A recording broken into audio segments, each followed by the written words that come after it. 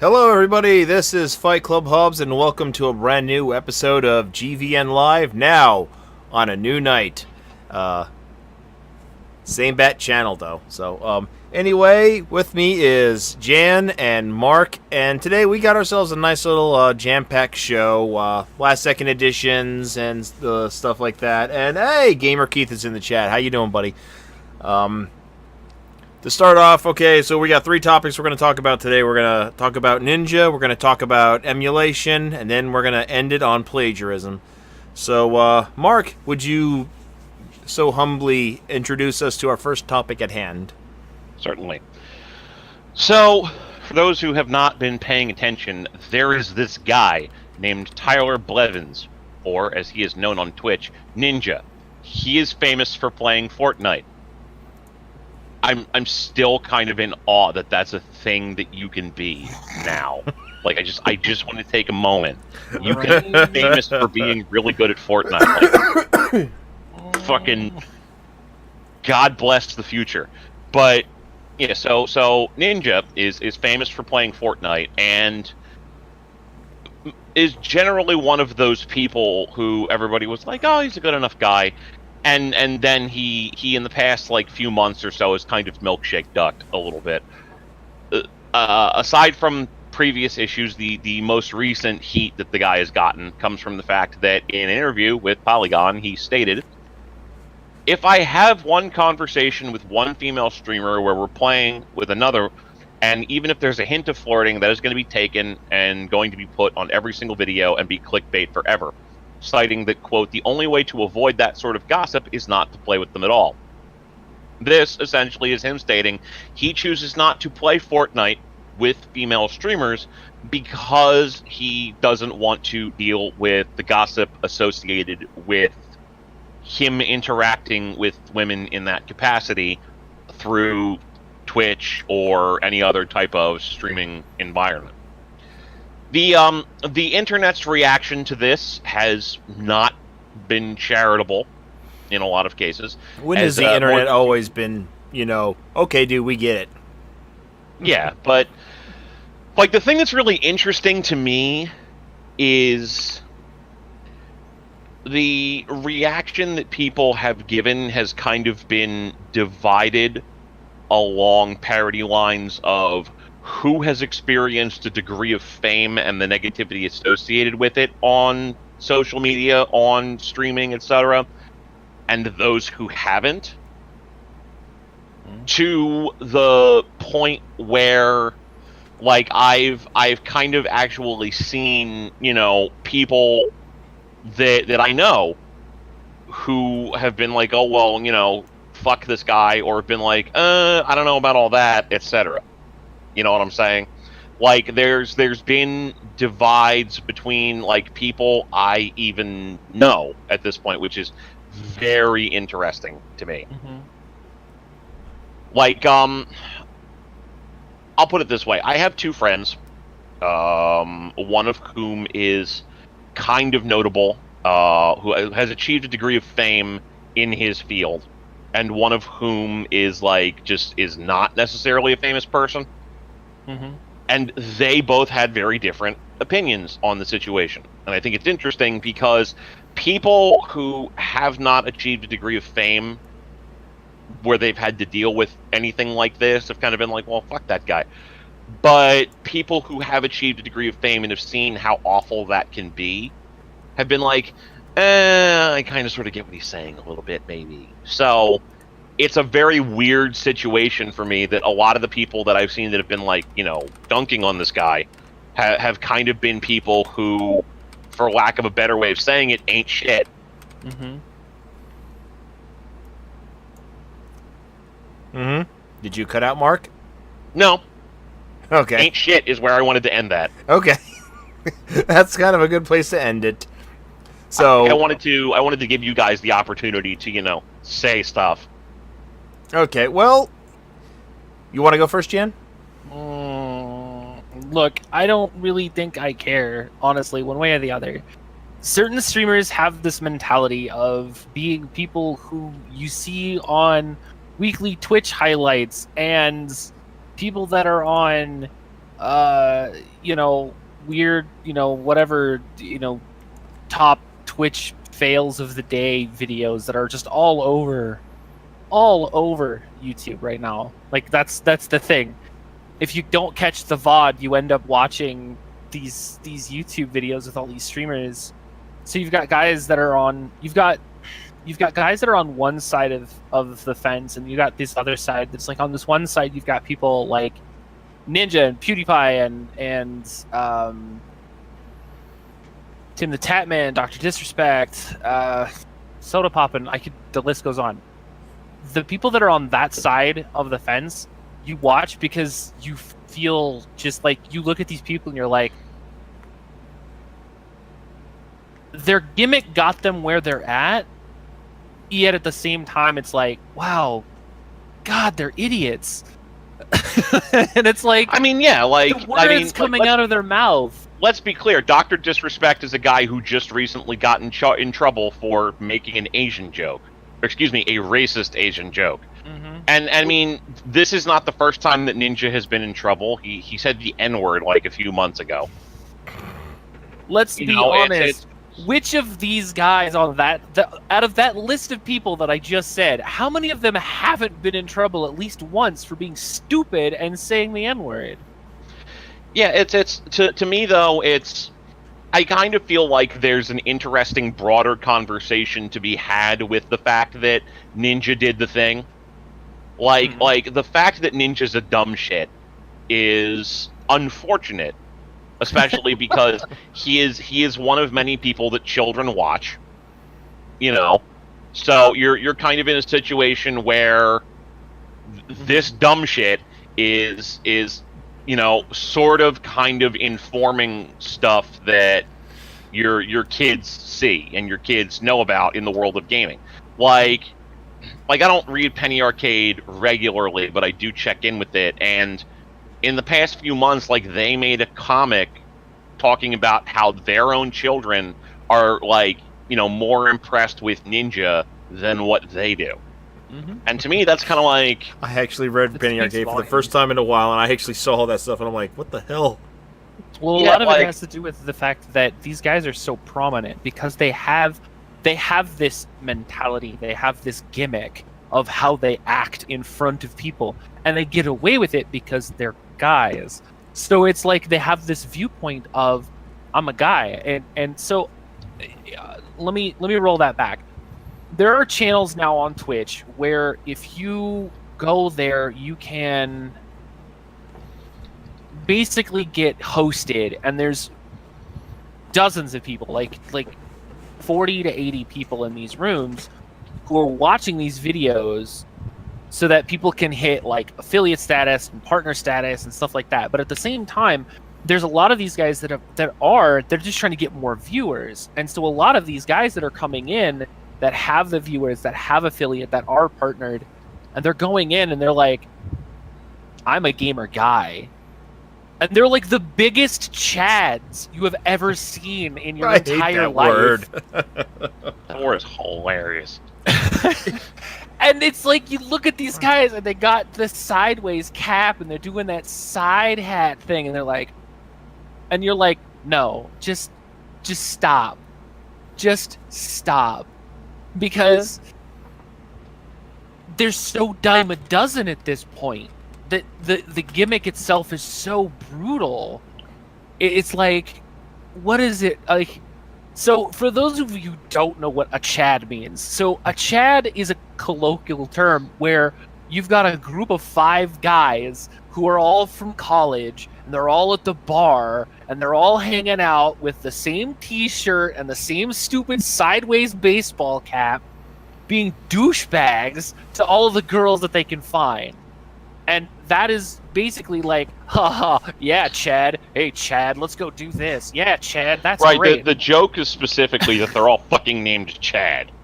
That's the whole point. That's the joke. Like, they'd all be a Chad or a Justin. Or Chaz. That's or even what the worse. fuck's that? What the fuck's that name that Cryptor is so fucking mad about?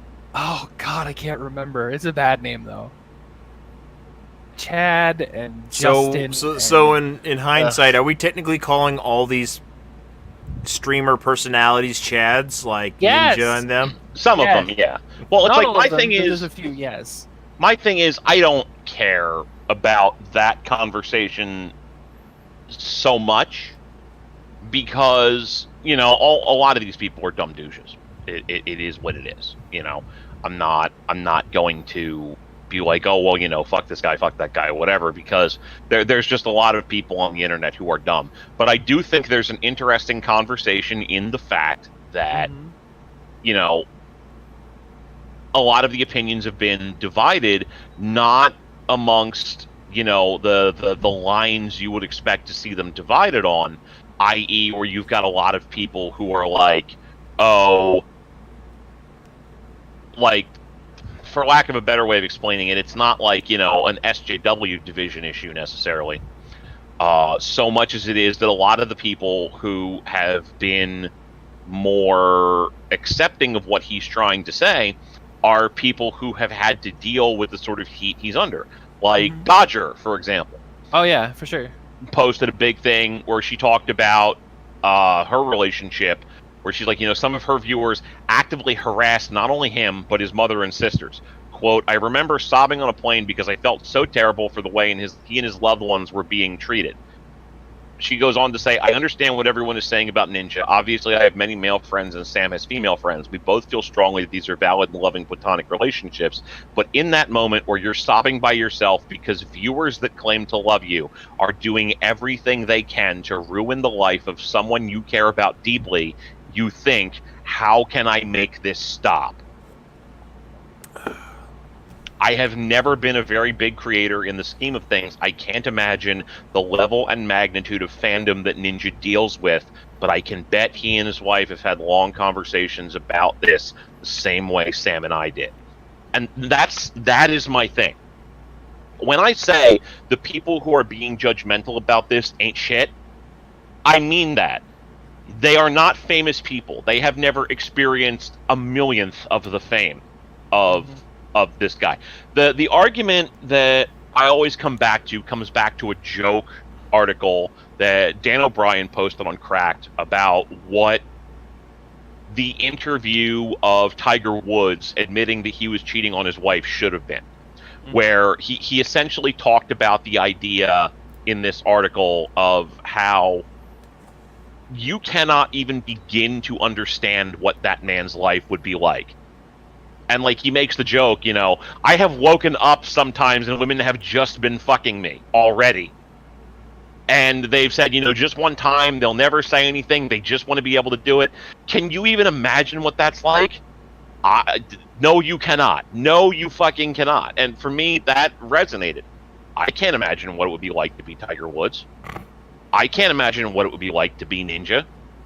This guy is in a situation where he's in a loving marriage, and he has millions of people showing up in his chats to watch his streams. The first words out of their mouth are they see another girl, and they're like, oh man, they're going to hook up later. Yeah. No, they're probably not. He's married. Yeah.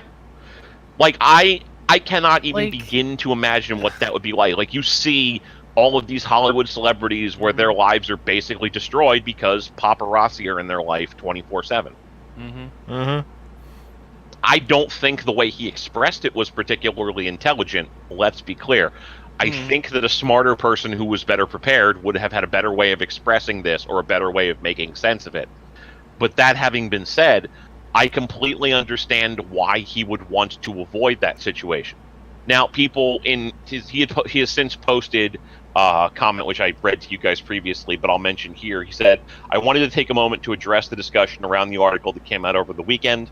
While I understand some people have implied my views mean I have something against playing with women, I want to make clear the issue I'm addressing is online harassment and my attempt to minimize it from our life. It is something that affects all streamers, especially ones that make their relationships public. I wanted to bring attention to this issue, and my comments should not be characterized as anything beyond that. And, like, people are showing up in the comments saying, like, you could probably shut down a lot of those haters by hosting and rating girl channels, to which he said, I already do that. And he does. Like, and I know like that fucking, people like people like Slow Beef, who I respect, are like, this is a much better way of saying this, and like people are shitting on Slow Beef for saying this, and it's like, look, like somebody's like, the solution to the problem is to just ignore it. Good role model. What would you have Ninja do? In a perfect world, do I think he should be better attempting to try and have a conversation about this? Sure. But in a perfect world, I think Ninja would probably be better able to articulate this situation such that we wouldn't be having this discussion in the first place. Exactly. Yep. Like, it's just deeply frustrating that this conversation is happening at all. And, like, that's kind of the reason I wanted to talk about this, because I get why people are frustrated with the guy. I do. I really do. And I really do think that he should have better explained himself in the first place, that he should have better expressed what he meant and how he meant it to begin with. But I also think that a lot of people who are getting on him about the inherent implied sexism associated with him not wanting to stream with women should probably look at the actual content creators who are saying, regardless of gender divisions, yeah, I'm fucking terrified of my fans a lot of the time. Yeah, like, that's what it comes down to. Like, that's why I would never want to be famous to the level that even like these people are, to 50% of it. Like, that is one of the main reasons why I don't put my face on social media. That's one of the main reasons why I don't put my name on social media, because people are fucking crazy. People be crazy, yo. I mean, you only have to look at the numerous YouTube gaming personalities just to get an idea of, how many of their fans have actually, tried to ruin their lives. I mean, Rich of UTech has shared numerous stories of fans, harassing not just him and his family, but his extended family, and receiving death threats and the like. And Ninja was just doing the best he can, although he did it poorly. And I can understand to a degree, that you have to learn to word things a lot better, especially on your first go around. I mean, how many times have I driven you up a wall, Mark, because I've accidentally poorly worded something? Well, yeah, but I mean, like, even like, that happens with everybody. I mean, at the very least, like, you haven't said a thing that's been like, oh no, like, we're going to be like yelled at by the internet. Like, so there's that. But yeah, it's definitely I do think. Actually, I have been yelled at by the internet, believe it or not. But what was it, back a couple of years ago? I didn't introduce it. I posted something back at the Free Step Dodge forums that I used to be an administrator for Dead or Alive 5, and that was the rule for offline tournament competitions at majors, that there was a soft ban on sexually explicit costumes. Oh, I remember that fucking. Yeah, and that blew up, and I was quoted all over the internet, and I actually read some of these comments about what I said, and I was actually kind of shocked at, because I actually did the best I can to word everything in a sense that it makes sense, that I wasn't trying to, segregate people who are in the community or take away their sexuality in their DOA games, because I essentially wasn't. Even though I didn't make up this rule, I just end up being the poster child for all the abuse. Yeah, that was never going to be a decision that was going to go over well with people, unfortunately. It is what it is. And, well, I mean, thankfully that dumpster fire lasted only about a couple of weeks, so I can't help it, Keith. I have to blow up the internet at least once every 5 months. I have a quote. At least you kept your clothes on. Yes, that's a good thing this time. No promises though for the future. So, with this conversation, would you say it is? We've said all that we could say about it in regards to Ninja. Any closing comments? Ninja is Ninja. He's always going to have some sort of controversy surrounding him. A lot of it has to do with the fact that he's as popular as he is. The same thing could be said for other popular people, like Markiplier. If something happened with him, the internet would explode. If something went down crazy with him, because he's so popular. Yeah. PewDiePie, Dr. Disrespect, any of these guys that do they're all under the microscope. They have to be, because they have so many people watching them on such a regular basis that it's like, how do you not do something stupid? You're gonna say something you're gonna regret 5 seconds later, and then realize that it's literally on 15,000 YouTube channels in the first 20 seconds of it happening, because clips are a thing. Just saying. Yep. So it's like, you know, I don't know. I think my whole take on it is this, and this is pretty much all I'm going to say about it, is that when people who are popular do something stupid, or somebody else takes what they say and makes it stupid for them, that's never going to stop. It's never going to stop. Somebody's always going to not like what someone else is doing because they're upset that they don't have it. And that's going to cause them to want to just basically be that guy on the internet because anonymity and not care about it. So honestly, this is the kind of stuff that it's like, he's trying to do right by his family and basically say, I'm stepping away from doing these specific things. I'm still going to do ABC, but when it comes to actually streaming my content, it is just me and just me only. And if there's going to be a girl on the stream, it's going to be my wife right now, because that's the part of the relationship that I need to be part of. And if I'm trying to do something else and all I'm going to get from my fans, all I'm going to get from my chat is, oh man, they're going to hook up. Ooh, ooh, ooh, they're going to have sex later. No, like, forget about it. Because at this point, what I think he's doing is the right idea on paper. How he's implementing it, again, we've had that conversation over many a times, over many a different situations. If somebody says something, may not have been the best way to say it, but honestly, his intentions, they're in the right place. Yep. All right, so if you are now tuning in, ladies and gentlemen, hello, Fight Club Hubs here with Jan and Mark be writing, and interesting assortment of topics right here. We just ended our conversation on the Ninja dilemma, if you will. And I do have one final thing I do want to say. Okay, do share that.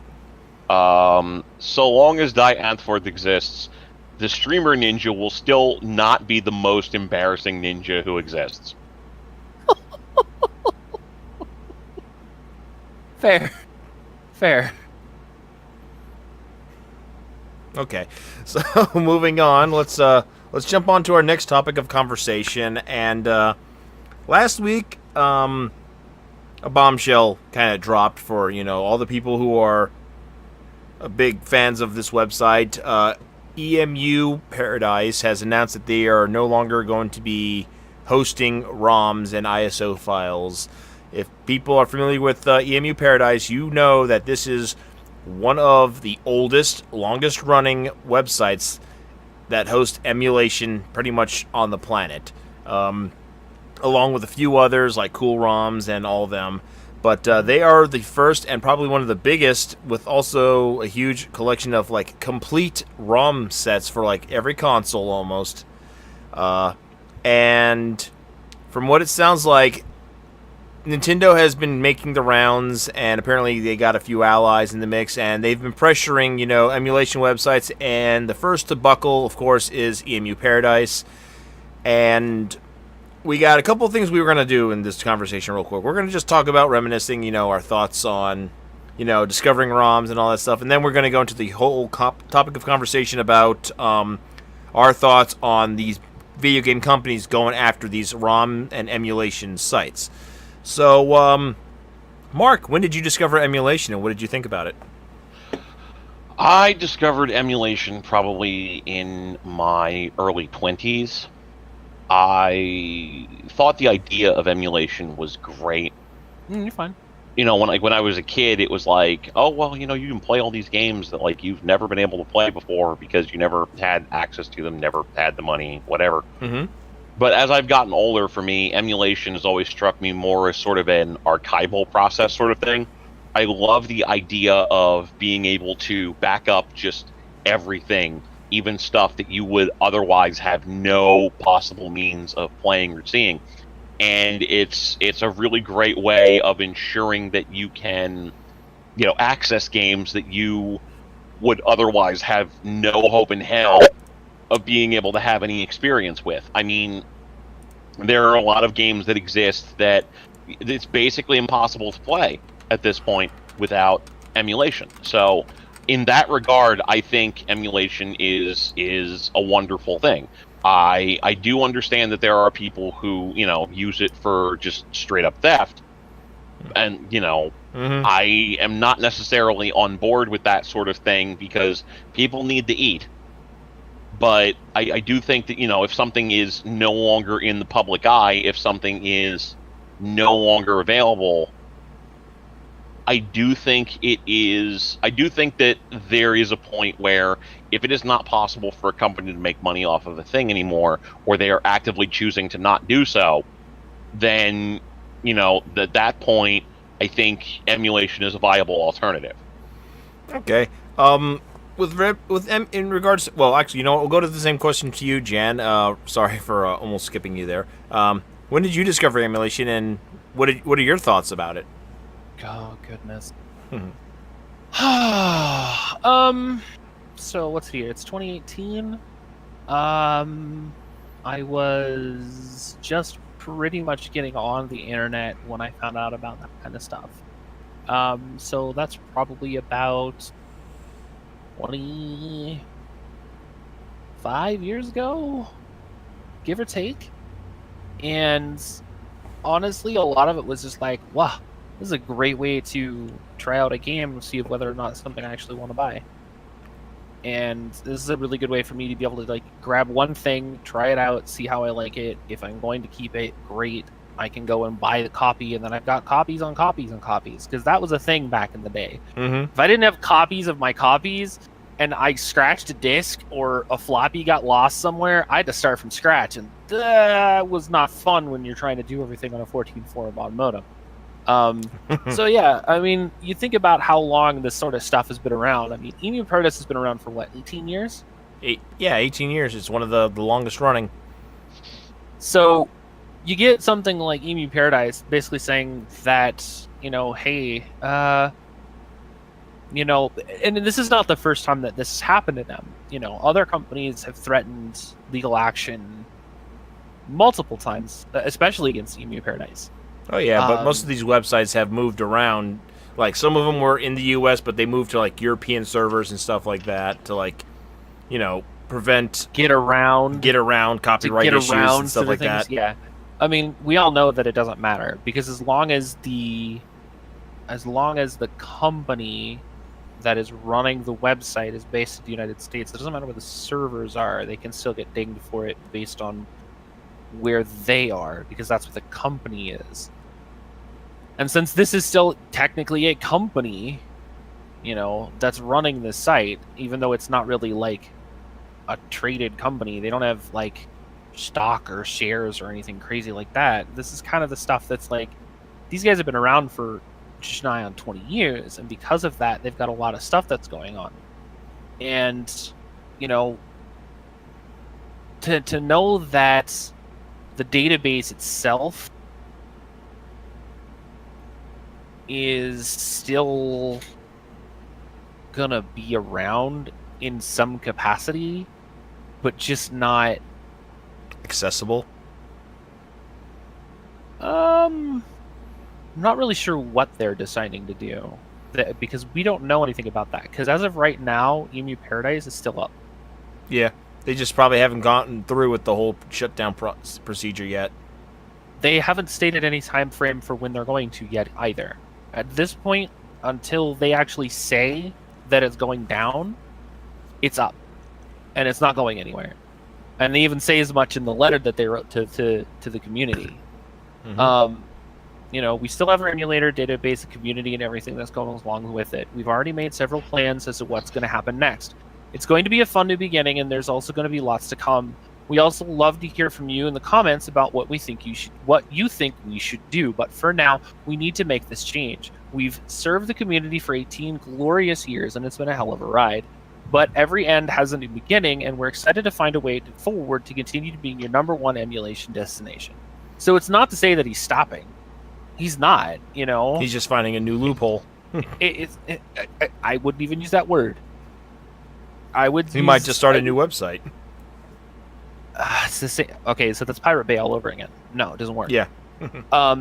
It has to do with the fact that this isn't just about the emulation side of things. This has to do with the fact that it's about what it is to a gamer in general, of how they're going to get product that isn't available anymore, especially from now defunct companies and now defunct systems that people just don't have the money or the ability to buy those types of systems anymore. Like, do you know how easy it is to actually go out and buy a ColecoVision anymore? Yeah, in fact, based on, piggybacking on that comment and something Mark said earlier about the archival process of, ROMs, I mean, in a sense, it's also something where I think, it should be perfectly all right to download a ROM of, let's say, a game that's going for like $500 on eBay, and not many people are going to have that kind of money lying around. Like, I can name... Well, even if they do. Yeah. It wouldn't be practical, to be truthfully honest. Right. Like, let's take as an example a ROM of Snatcher, right? Can you get Snatcher at this point legally? Yes, unfortunately. I mean, no, you can. You can get it not legally, but spend, like, can you get it in a current environment where it can be played? No. No. Not unless you are... Clarify in a way what you mean.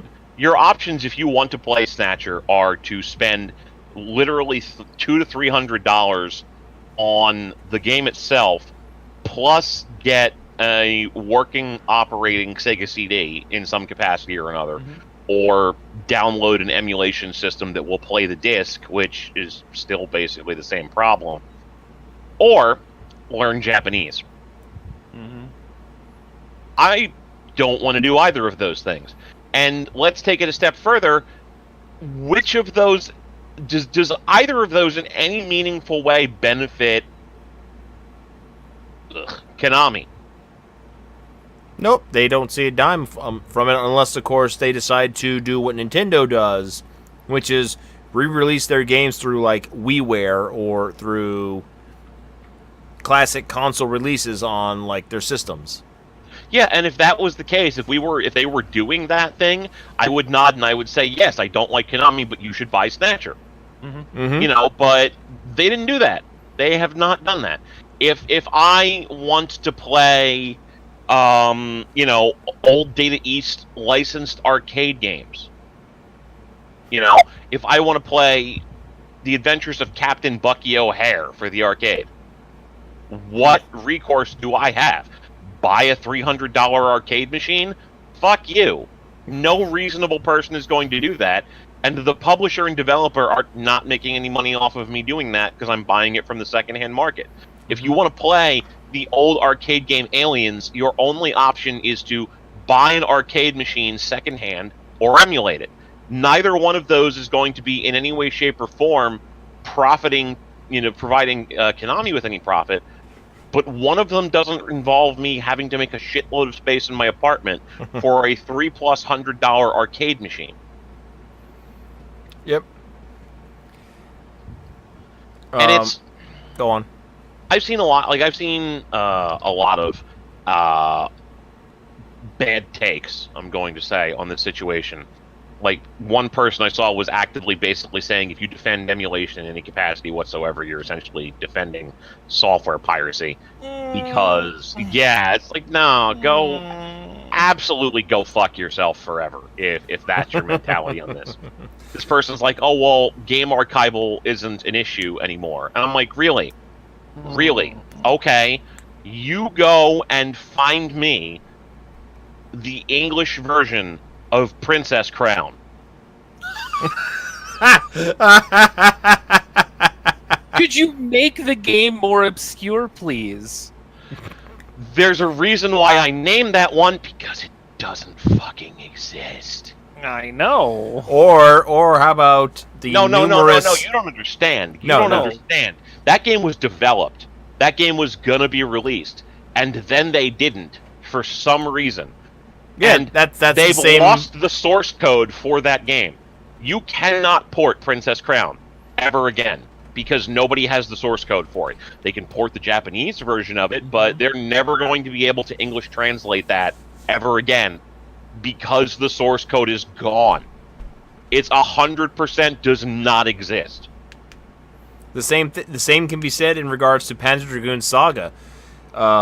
Granted, it did come over to the U.S., but however, you will never see that game re-released at all in this day and age unless they build it from scrap, because they also lost the source code.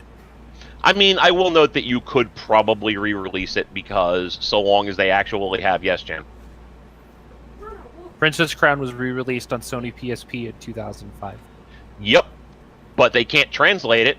Not having the source code does not mean you can't translate it to another console. It means you can't do edit to the existing code. That's true. They have the ability It is to... a Japanese release, yes, that is true. Yeah, they have the ability to re-release Panzer Dragoon Saga, but we can't make any edits to it. Nothing can be done to correct it in any meaningful way. The source code is gone. You have that existing thing on a disc. You can go and repress that. You can emulate that elsewhere, which is all that PSP version of Princess Crown is. If you were to release Panzer Dragoon Saga on Xbox Live Arcade, that would be all that is just an emulation of an existing game. They can't do anything to update it. They can't make a high-definition version of it. It's going to be the same Saturn ugly game that it's ever been. You can never make a better version of it unless you start from scratch. It's also like an archival process as well. Like, let's look at Dreamcast. They've had quite a few canceled games, and ISOs of like finished and unfinished betas have been leaking the market. Like, just recently this year, Agatha has just been released on the internet. We have also Half-Life on the Dreamcast that is also out for play. And you get rid of emulation, like ROM sites that are hosting that, good luck trying to be able to play that game on your Dreamcast. Yeah, it's people who look at this as, oh, well, data archival is no longer a problem. I intend no respect when I say this, because you don't deserve any. You're fucking stupid. You are objectively fucking stupid, because we are consistently discovering new games almost every day. There was that bit for a minute where like Bioforce Ape was a game that we thought nobody was ever going to find, and then suddenly one day it existed. There are games that we probably still have yet to find, just like lying around, that never got completed, never got released, that are going to be some kind of a treasure trove. Where do you put these things? If companies are shutting down these sites that store this data, like, do we expect they're going to store this shit? Why? Why would you expect that a company is going to care about something that it never released? This isn't the WWE, where every single ancient-ass match that they have, they're eventually going to get every fucking dollar out of by releasing it. No. A lot of these companies don't give a fuck about games that they never released 20 years ago. A lot of the stuff that has been discovered and been put out there for us to play is stuff that has been found because companies have died and their shit's gone up on the auction block, and stuff that they forgot that they had just kind of made its way into the world one day. Let's look at a company like Acclaim. They went and disappeared, and all their stuff went up to bid. And Disney, I think, has the Turok license. Other people have some of their other games. But nobody's using it because they don't see any purpose in making money off of it, to be truthfully honest. I mean, when was the last Turok game released? Like, what, 2007? I don't know. I mean, you don't see any... I mean, we just did get a re-release of Turok 1 and 2, like, HD, like, or upscaled editions for the consoles, but nobody bought those. They were like $15, and honestly, from what I understand, nobody gave a shit. Yeah, and I mean, like, let's take it one step further. What about all of those games that end up getting pulled off of distribution sites because they have some kind of legal issue that causes them to be removed? Like the Double Dragon release that existed on Xbox Live that was pulled. Or Gauntlet. Teenage Mutant Ninja Turtles Reshelled that was pulled. Ooh, what's going on with your mic? No, are we talking about which Teenage Mutant Ninja Turtles are we talking about? Are you talking about the older one or the newer one that Platinum came out like a couple of years ago? The one that Reshelled, the Turtles in 3D Time beat that up. was Turtles done in Time into a 3D Reshelled that was remake. done. Okay. Yeah, like that game got yanked off of the various stores because they lost, Konami lost the distribution rights. Yeah, they lost the rights to Nickelodeon, who then, told them to take it down. Yeah, that's the same thing that happened with the more recent one, the one that Platinum Games released recently. It was in the same vein as the Transformers Devastation. That game came out about a year after Devastation. It had relatively decent reviews, and 6 months later was gone from every store available. No, Now, if you except have a copy Amazon. and you still play it. No, you still can't. You can't download it. Oh, They won't let download. you. No, I meant like you can Yeah. buy it physical. No, all of it's gone. No, I can still. You can probably get it second hand. You can't. Yeah, you buy can it. get it secondhand. You cannot buy it new. Anything that you're finding as far as the Amazon version of that game, the It's Platinum content Games that already version- exists out there in the world. exactly. It's existing. Is it's what she's secondhand. saying. Yeah, you cannot buy a brand new copy. That doesn't exist because Nickelodeon pulled everyone's ability to use anything that was related to Teenage Mutant Ninja Turtles because of the remakes and all the things that they were doing with it. They're just like, no, no, no. Yeah, That's and not our that's- money. That's someone else's money, and we don't want that. Yeah, and that's the reason why, above and beyond anything else, stuff like archival services need to exist. Like, people who tell you that we don't need these sorts of emulation services, that data archival has been solved forever, are either lying to you or stupid. Because shit disappears all the goddamn time. Like, stuff just stops existing. Like, people just say, well, we're not going to have this available on this service anymore.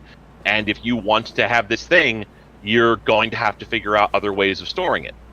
And that sucks, but what sucks more is the fact that you have companies kind of flexing their muscle to make more and more of these sites go away just because sometimes some of this stuff is inconvenient to them. And I mean, I want to be clear, from a business perspective, I get why Nintendo would want to make a site like Emuparadise go away.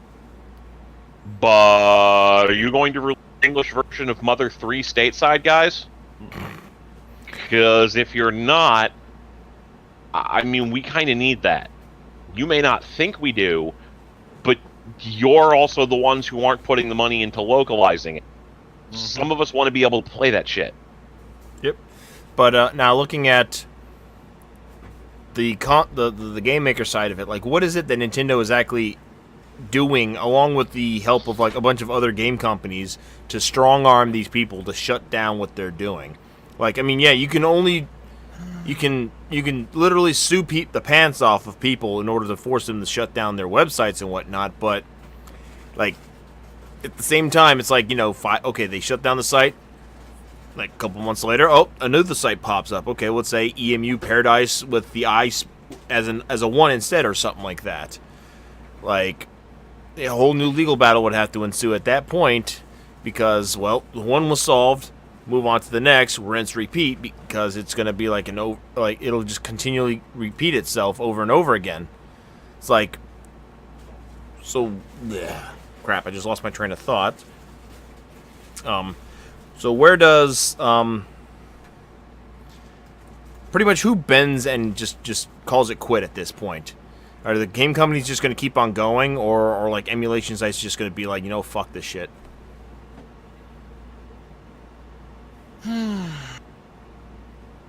Jan, what are your thoughts? Yeah, I'm one of those people that honestly feels that like emulation is emulation, and it's something that's always going to happen. And the reason for that is because of the fact that eventually we'll get to a point where people will not care what the game companies say. They want backups. They want to be able to go back and do things over again. They want to be able to play the games that they grew up with and play the games that they enjoy even now on a regular basis without having to worry about whether or not something is going to bar them from being able to do that. It plays into the idea of and this is a totally different topic, DRM and licensing rights in game hosting programs such as Origin and Steam, where if something happens, the DRM and Steam goes down, and we no longer have the physical copy of that actual game anymore, which means we've spent money on something that we no longer have access to, which isn't fair to the actual consumer. Again, it's another conversation for another time, but I still seem to think that in the baseline, emulation is the same idea as what the other people are outcrying for something like that. If Steam were to go down, tomorrow, and we lost access to the, let's be honest, billions of dollars that people have spent on Steam library games, there would be an absolute shit storm. It's the same idea with emulation. Just, yeah, I mean, maybe not on a like grand good scale. old game, like a good old, Galaxy of Games, however they fucking abbreviated at this point, exist based on the model of saying, you get to keep your shit. You can download the executable file. You get to keep it. It's yours. So you can back up your stuff. And there are going to be a lot of people who aren't necessarily going to think about backing up their stuff, or are going to assume, Steam or other such companies will be there forever.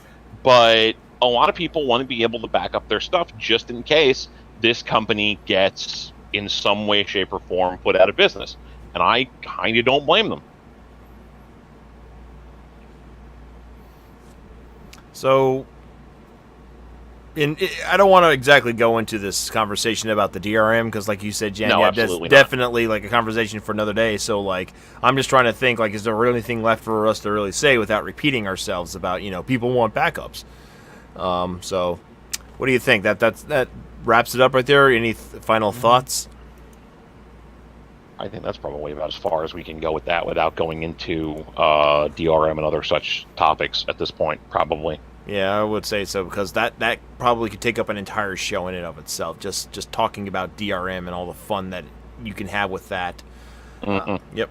All right, well, moving on. So, unless you're living under a rock in the world of gaming journalism, something interesting happened. First place I saw this reported was on Kotaku, and they were generous enough to keep updates going along. There is an IGN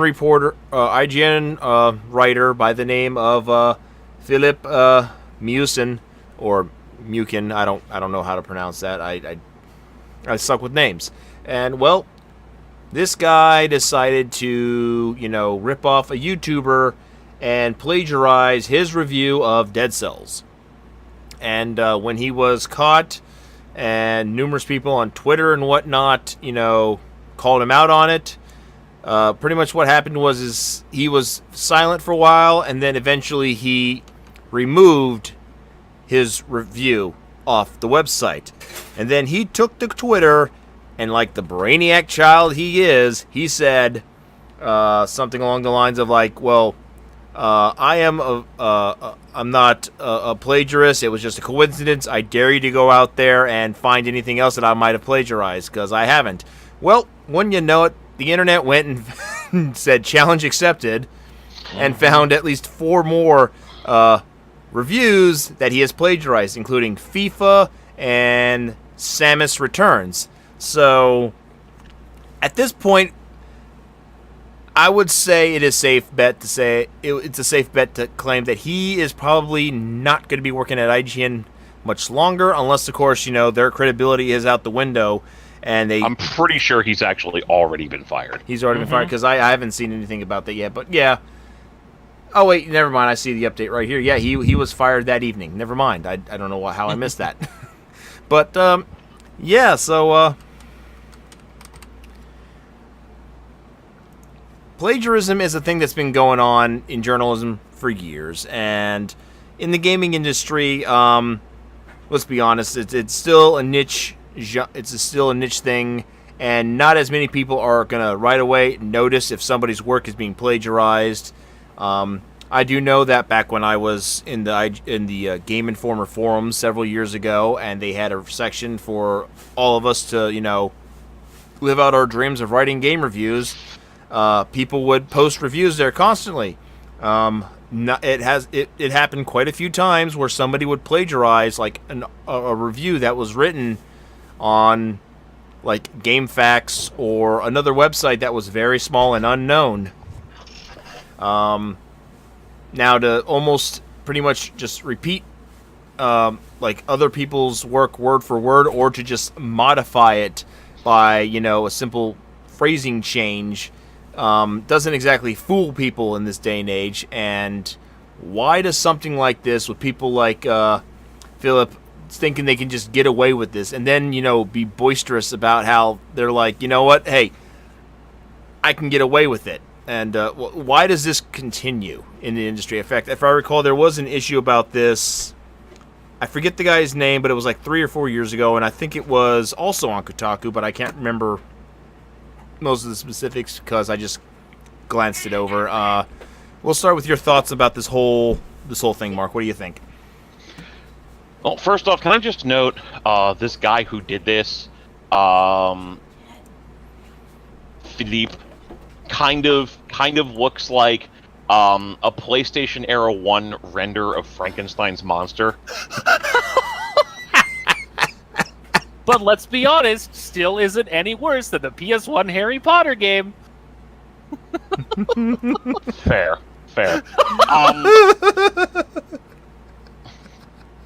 I do want to note that when this first came out, the story was essentially that this guy had kind of sort of been in a position where it just seemed like essentially he had a similar thought to somebody else. There wasn't necessarily something that he had created that seemed like it was a straight ripoff, so much as it seemed like very, very similar thought processes. And that happens, It can be. There are coincidences out there. Right, if there's, 30 people writing a review about a video game, 50 people, 70 people in some cases writing a review about a video game, it's very possible that 2 or 3 people may touch upon the same concepts, because there's only so many different ways to express that you like a game, especially one that's generally as critically well received as Dead Cells was. Mm-hmm. Now, today, we saw the tweet that I posted privately to us, where he had released a video on January 24th talking about rumble effects that was straight up ripped off from a post on January 22nd made on NeoGAF, to the point where it's literally an exact ripoff. Like, he only changes about 3 or 4 words in the whole thing. And I watched specifically where that happens. It is in a video called Nintendo Switch HD Rumble Explained on his channel, posted January 24th, 2017, from about 30 seconds to about a minute. It mirrors a post from January 22nd, 2017 from user Cartho on NeoGAF. And again, as I said, it changes like 4 words. It's fucking embarrassing. And I'm kind of at the point now where it's just like, holy shit. Like, how did you think this was okay? This kind of comes back to another plagiarism thing, and I kind of hate to drag him out here because he's sitting in chat right now, but that happened to Hamish Black. Somebody on IGN Brazil plagiarized a video that he made, word for word for word for word, made it into an article and posted it, and, what the fuck do you even begin to do at that point?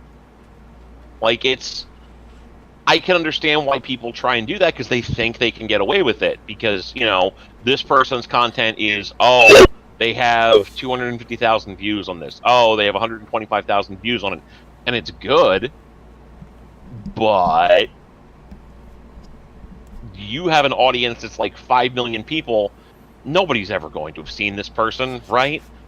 Like, H-Bomber Guy made another video talking about that with, I think it was Ouija the God or something like that, made a video essentially ripping off another guy talking about the Blue Yeti microphone, essentially explaining, that this video, which was much, much better, was ripped off by this Ouija guy, and it was essentially the guy didn't understand what the point of the video was in the first place, and it was just a big waste of everyone's time. It's people just assume that there are these tiny channels that nobody's ever going to discover that you've been ripping these people off, or even if they do, oh, your channel's so tiny, who's going to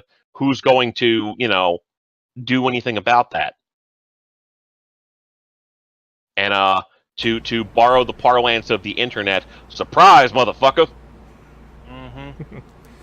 So See, the thing about, and I'll digress on this, and then we can go forward. But the thing about Ouija the God is that Ouija is a satire YouTuber, so a lot of stuff that he does is purely for the views, and he's even come out and said many times that, like, yes, I know this is plagiarized, and no, I'm not trying to make any money off of it. In fact, you can go back and look at most of the videos that he's actually said that he's ripped off. None of them are monetized.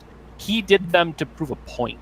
And there's a lot of a reason behind what he did that, because he's also friends with people like Donkey and Alpharad. So let's be honest, does that really matter much? No, in the grand scheme of things, not really. But when it comes to plagiarizing stuff, it's like, it happens all the time, and there really isn't any way of stopping it. If somebody who's in a position of popular media, by that I mean places like IGN, GameSpot, whatever other random other places that people go to actually get video game reviews, a lot of these guys are doing this all over the place. A lot of them are undocumented as such, but it happens all the time. Does it suck? Yes. Can we stop it? Maybe. Well, I don't think so. Well, okay. I got a thing I want to mention, and then I've got a question for you, Jan. So another guy who's had it happen to him on numerous occasions, and let's be honest, Watch Mojo has done it to a lot of people, and how they still have a huge fan base, I don't know. But Watch Mojo got called out big time by Guru Larry, who in his videos, Fact Hunt, where he talks a lot about, where he goes into huge detail about the stuff that he's talking about. He purposely puts things in his videos which are like slight inaccuracies or exaggerations, and he uses that to catch people who steal his work pretty much and puts it into their videos. And he caught Watch Mojo doing this to quite a few of his videos, in particularly the worst-selling video game systems of all time, when they did a top 10 list about that. Now, the question for you, Jan, is this.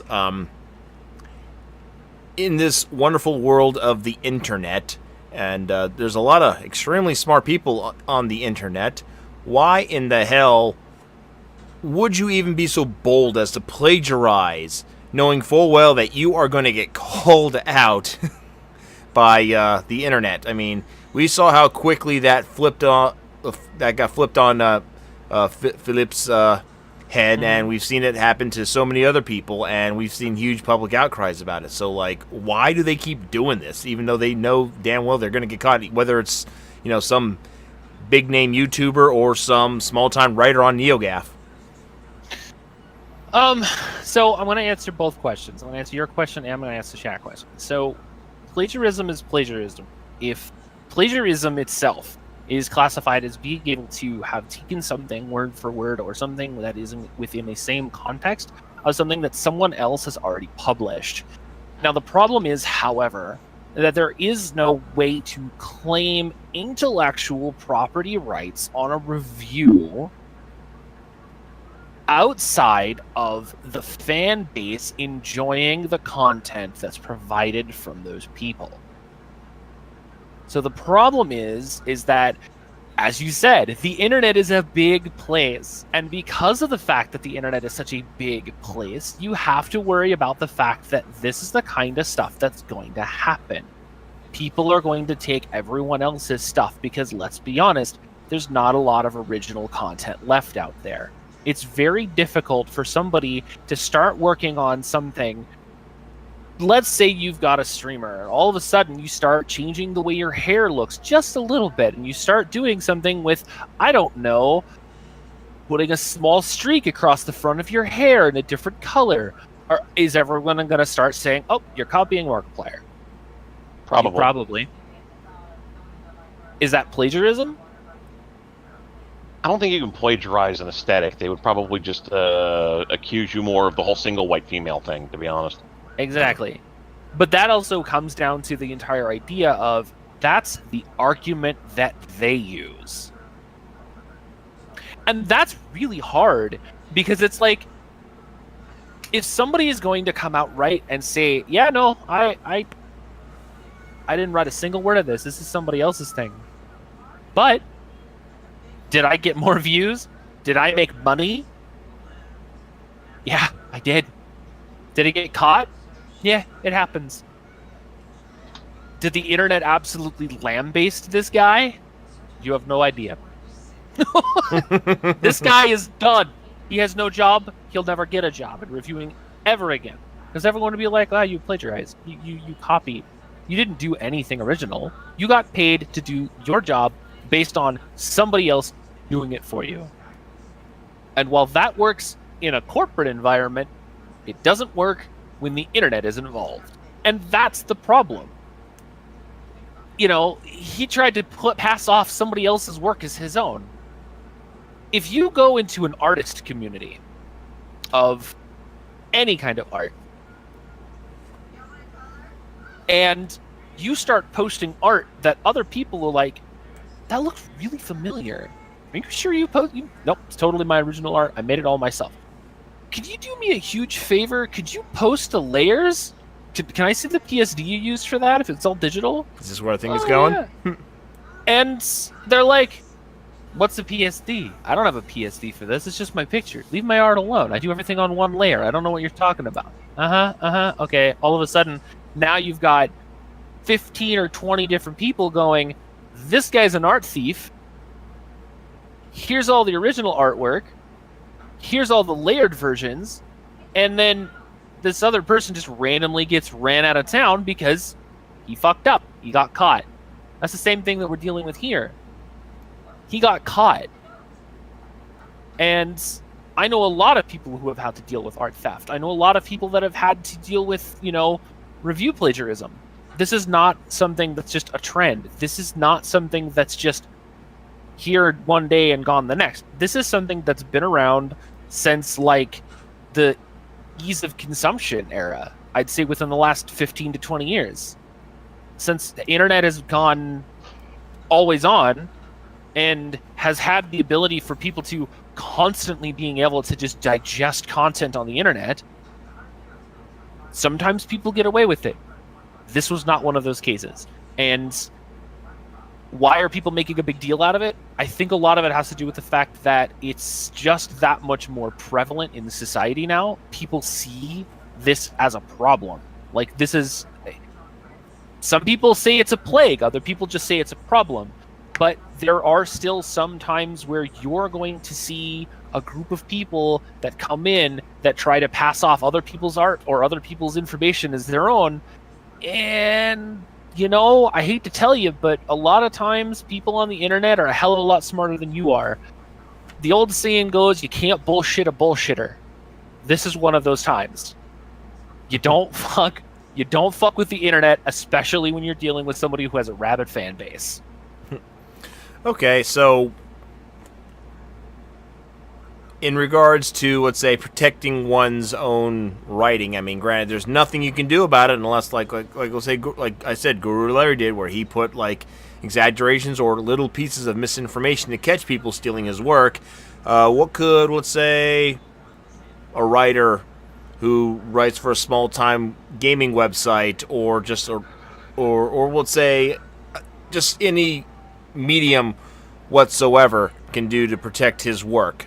Mark, what do you think? Is there, like, any options for people like this, or is it just about, like, it's going to happen, what the fuck? I mean, It really depends. If we're talking about actual plagiarism, word for word copies, there's an easy way to protect yourself. Call out culture. Like, here's the thing. Call out culture in general, I think, has a lot of bad elements to it. And It I can be find it abused. deeply, deeply frustrating that people abuse the shit out of it the way that they do. But there is value to it, and it is specifically in cases like this.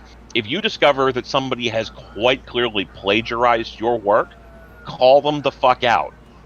And that will make the rounds. Now, it may not defeat those people. I mean, Rami Beatty is basically a fucking plagiarist, and he's still so successful. He has his own goddamn website where he can sell licensed Marvel products, for fuck's sake. But not that I hate that guy or anything. But the fuck Rami Beatty. The point is, I fucking hate that guy. He's a goddamn piece of shit. But the point is that you will let people know, yes, this person ripped me off. Yes, this person's a thief. Yes, this person stole my idea. And there will be people who will be sympathetic, who will signal boost that message. Is it going to work 100% of the time? No, there will be instances where somebody will be successful just because they will have gotten too far in the process, or the people that you're appealing to won't care. But a lot of times, using call-out culture in that way will get those motherfuckers run out of town on a rail. That's basically your only real option in a lot of cases. If they're working for a major corporation, you can submit your information to their complaints department and see if their stuff gets pulled, which does happen sometimes, fortunately. But if they're an independent person, your best bet is going to be just calling them out and hoping for the best. Now, if they've published and made money off of your work, you know, there may be ways for you to go against them legally, to sue them, something of that nature. But in a lot of cases, if we're talking about, you know, somebody stole your review, your options are kind of limited. So, you know, call them out, go to their editor if they have one, hope for the best. Yep. So, Mark, being as you've been with Die Hard Game Fan for several years, have you or anybody on the website been plagiarized, do you think? Oh, yeah. There's several different websites that have stolen the content of our stuff word for word and posted it as their own content.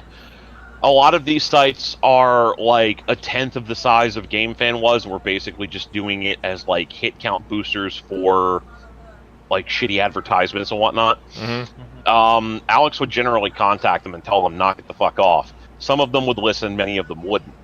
One or two people actually had their stuff stolen by people who were trying to pass it off as theirs, and I know Aaron had it done to him once, and he just showed up in the comments like, dude, what the fuck, and like the review disappeared like magic.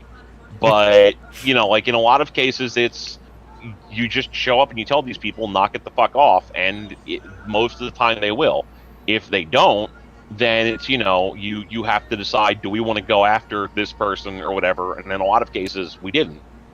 It just wasn't worth it to us because they were like, you know, a 100th the size of us and just trying to fucking trade on bullshit. Okay.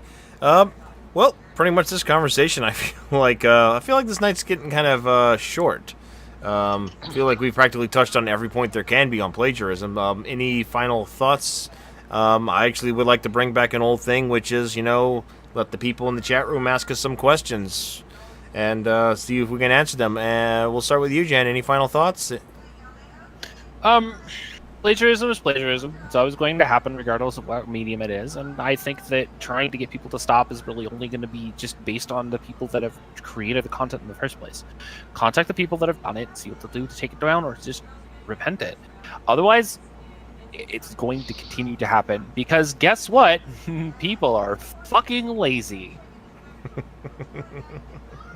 And That's any just final how it is. Yeah. And any final thoughts, Mark, or did you pretty much get it all out of your system? I think I more or less got that in my system. I do actually want to go back and touch on Jay Newton's question of, you know, how much of a source can you copy and it's still not considered plagiarism. I don't think there really is a hard and fast rule for that. I do think that if you take somebody's ideas and you reformat them in your own way, at that point it's not necessarily plagiarism. But to me, a good rule of thumb is if you take something and you put it down on paper and you look at it and you go, "This would pass a college exam," you're probably okay.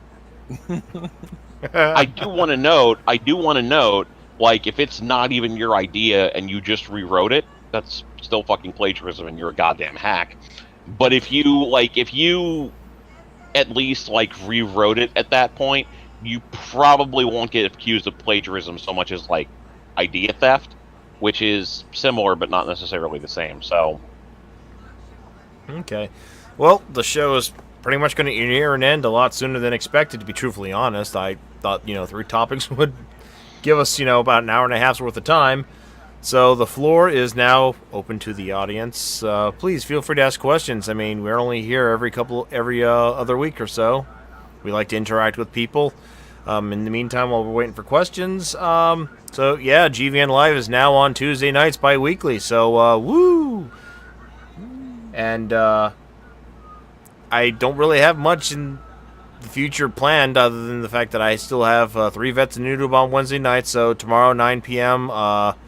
3 Vets and Noob. We're gonna continue our adventures in Left 4 Dead, or we might play PSO2. I haven't figured out what we're doing yet. Game Jam has moved to Mondays, and that's pretty much it for now. Next episode of GVN Live will be the 28th of August. So, yeah, that should be interesting. I do think that part of the problem here is that we all agreed on everything. Yeah. That text had never happened. The issues that tend to go on, like the shows tend to go on more time, are the ones where we have disagreements in some capacity or another. I mean, if we don't have anything in specific to fill in the time with, I've actually been playing We Happy Few, a game which has been very divisive on the internet recently, and I could talk about that for a minute. Yeah, go right ahead. It's not good.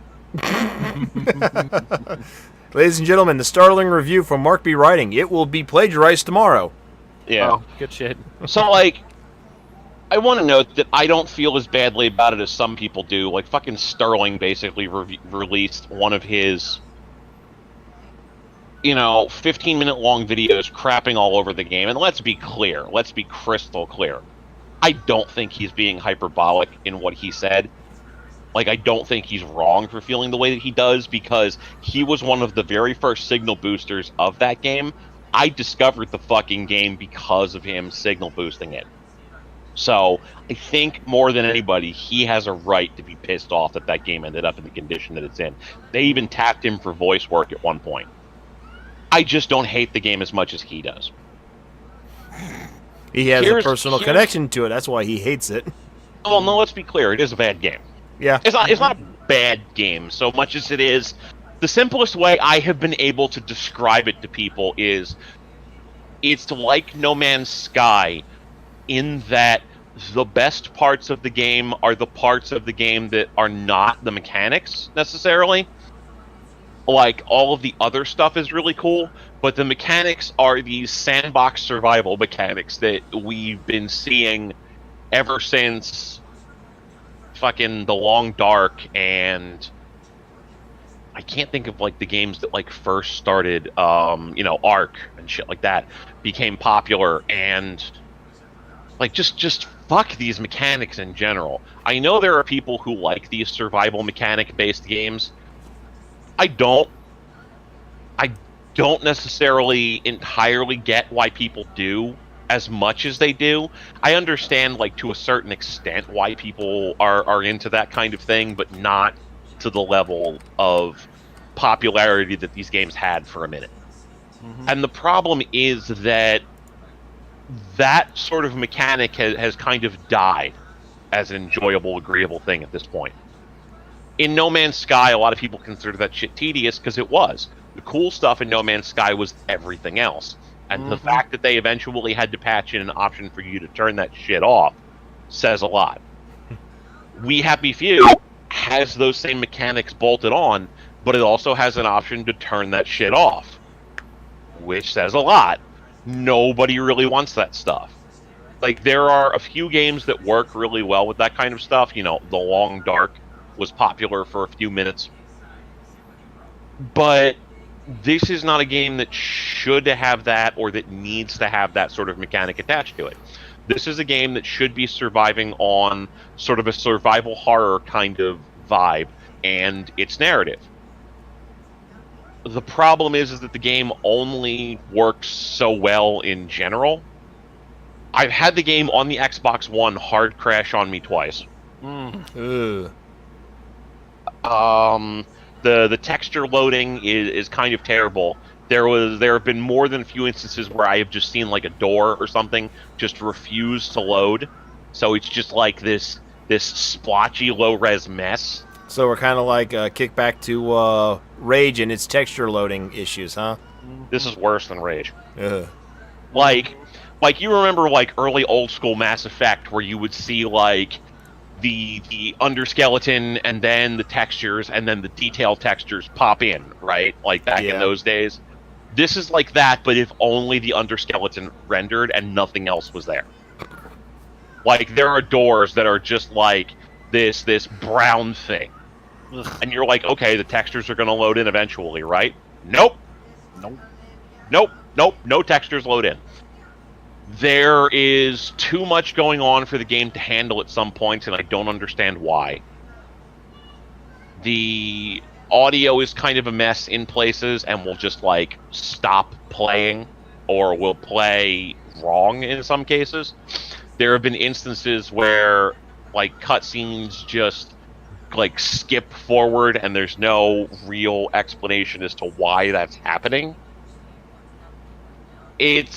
The AI is not great. If you kill someone in the game or you knock them unconscious or whatever, you'll just like somebody will discover them and they'll just stand there at the body going like, "Well, not my problem." Then fucking move. It's the stealth mechanics are goofy and weird and don't always work the way that the game wants them to. There have been instances where I've, gotten, like, I've basically, like, run up and, like, done something that should have triggered a response from people that didn't. And then, like, I was, like, in a completely different place and, like, the alarm went off for some reason. Like, I hadn't done anything. Just people got mad. It was just very weird. I don't think the game is like a 2 out of 10 or a 1 out of 10. I don't think it's worth $60, though. I would definitely wait for the game to be patched a lot before coming back to it. And I do think that the game is grossly overpriced for what it is, and I do think that Gearbox pricing it at that range is really fucking stupid. Yeah. Seems like Gearbox just can't do anything right since Borderlands, to be truthfully honest. Now, I want to be clear. I didn't pay money for the game, so maybe I'm being more forgiving for it because, I got like a preview build of it like 2 years ago, and it just works all the way till now. If you were one of those people that got in when the game was in early access and got it for like $20 or $30 or whatever, that's probably enough to take the sting off of it as well. I've also heard that the PC version is especially fucking boned, so that probably has a lot to do with Sterling being pissed at. But let's be clear, this game in its current condition is absolutely not worth $60. I can't think of what you would have to do to this game to make it worth $60. Because I just don't think it's a $60 game in general. Sorry, I just don't. As a $40 game, if it were patched to hell and back, it'd probably be pretty good. I can't even begin to imagine the amount of like quality of life patches you would have to put in to make this an ideal experience. But I think this is probably going to end up being a Rule of Rose meets No Man's Sky sort of thing. Where the game is ultimately going to be remembered for an interesting story and the broken mechanics associated with it, and they're probably going to spend like the next 6 months turning it into a game that is actually like, yeah, okay, this is kind of playable. They'll be just they've like, got, we got it to where we can get it to be they got a somewhat DLC playable. season pass available for it at this point, and to me that's kind of like, you're going to have to go and fix this fucking thing. All right. Sounds about right. Yeah. Speaking of, PC games and all whatnot, Jan and me have been playing the PC release of Monster Hunter World.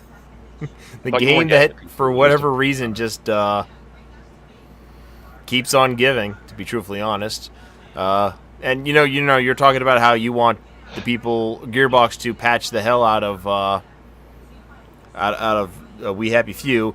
Looks like Capcom needs to learn to, release games that aren't broken upon release. I mean, don't even start with me that. Capcom actually is aware of the problem from the get-go. It was something that was actually not being reported by Steam, not the other way around. Oh. Capcom had released the game with full knowledge that they had released an updated version of what they had originally released on PS4 1, and Steam did not let them know that there was a patching issue with the actual connectivity portion of the product as the reason why there's connection issues. Capcom has since come out recently stating, yes, we are aware of the issue. Thank you to our community for letting us know. We are currently working with Steam to fix this issue and we'll have a resolution for you in a timely fashion.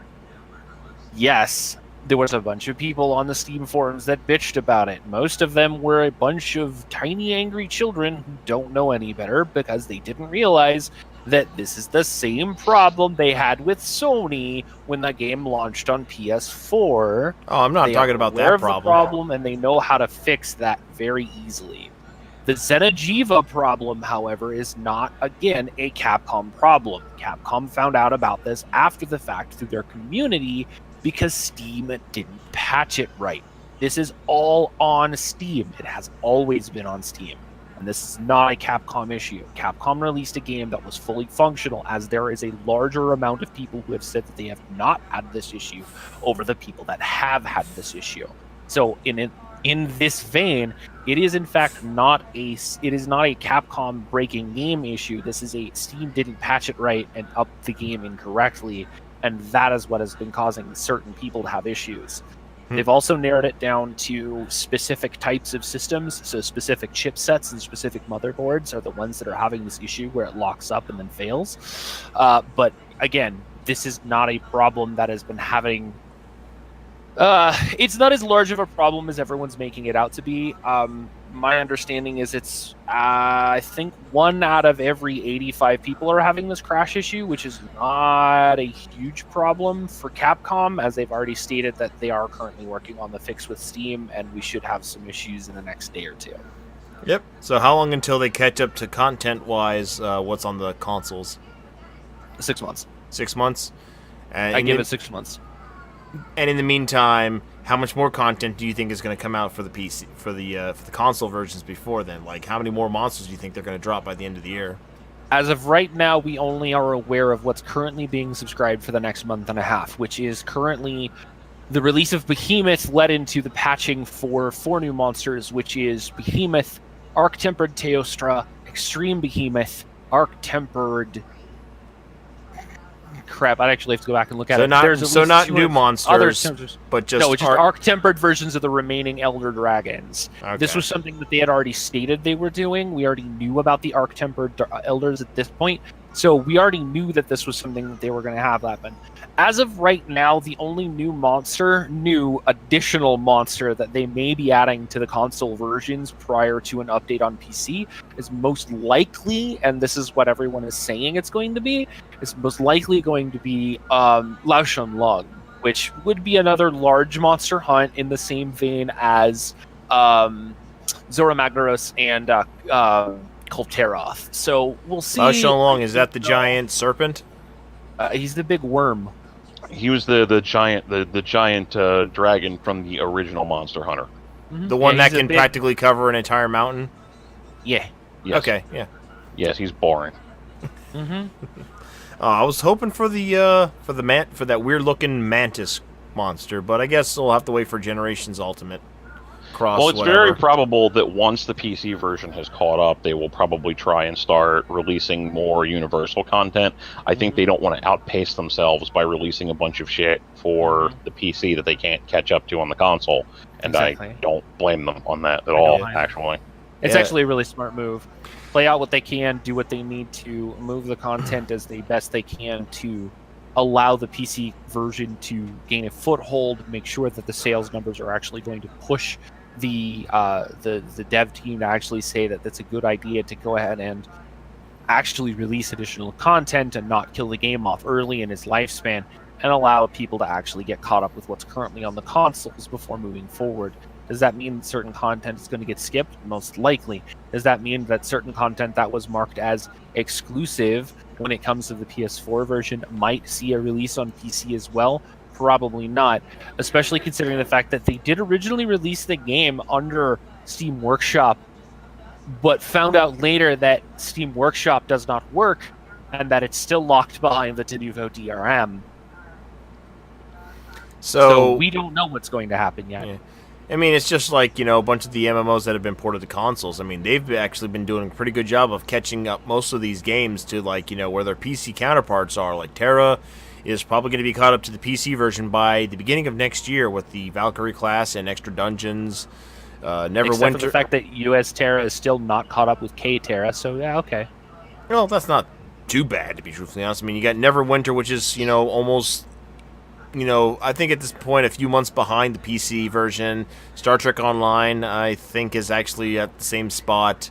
I mean, outside of that, I mean, these PC... I mean, it would be much better if a lot of these games could just be developed at the same time. I know they had problems with the PC version of Monster Hunter World, which is, forcing them to, like, slow down in terms of content and whatnot, which is... I would like to see more monsters, added to the game.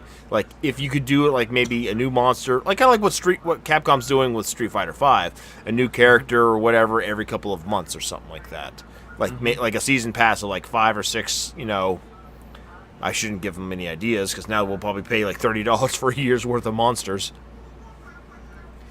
If that makes sense. Yeah, Team MH has already stated that they're not going to be releasing additional monsters as paid content. All of the monster updates, all of the patch updates, all of the content updates are going to be free. They had already stated that before it even launched on consoles. All of the updates are free. All of the additional content, the monsters, the releases, everything that they're going to be doing specifically for Monster Hunter World will be free. That's good. They also stated there's no loot boxes, as that defeats the purpose of the game. So a lot of the problems we already thought were going to be problems or could potentially be problems, especially on the PC version, are not going to be problems because Capcom had already stated these are not things that are going to happen. We are not allowing that to happen. So in that vein, this is a thing that they have decided they're not going to actually let that be a problem. And so I'm not worried about it until they come out and basically say, oh yeah, by the way, and go against what they said when they originally launched the console version of the game. I don't see that being a thing. Okay, well, I'd say that about wraps it up right here for our show. Did you guys want to plug anything? You want to plug your show, Jan? Mark, you got anything coming up? Probably going to do a board game night this coming Saturday. You are invited, by the way, if you wish to attend. Oh, thank you. I will... Actually, no. My wife's actually going out. But thank you for the invite. See, this is why I don't invite you anymore. Hey, my wife doesn't get to go out often. I mean, that's fine. I'm just letting you know you're old and crappy. Okay. How about you, Jan? Outside of just doing my normal daily streams, that's pretty much all I've been doing right now. I'm still on the path to affiliate, so I'm this close to getting it. A few more streams, a few more people, and I'll be able to actually get there. So yeah, we'll both be in the affiliate.